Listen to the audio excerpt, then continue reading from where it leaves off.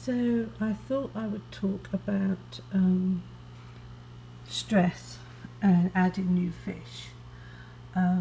Just before I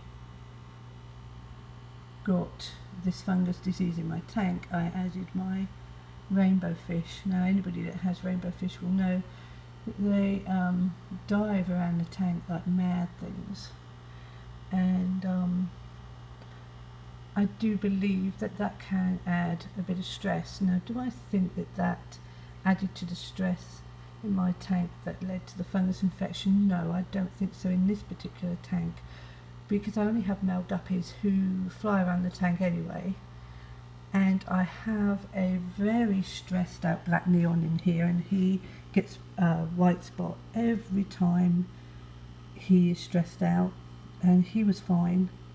So I do not believe that stress was a factor in me getting a fungus infection in this tank. But I do believe that one of the rummy noses brought in the fungus infection even after being in quarantine for 3.5 weeks. So that's made me change how I now quarantine my fish. They're going to have to stay in quarantine no matter how big they grow until they have been there for about 6 weeks. It's going to make it quite hard for me at the moment because I don't have any free tanks. So I'm not going to be able to replace the fish I've lost for a little while unless I decide to set up one of my spare tanks. So I don't think it's worth putting your fish in the tanks any sooner than you normally do. 6 weeks quarantine, I think, is going to become the norm for me, and anything should show up in that amount of time. The other little rummy nose is fine.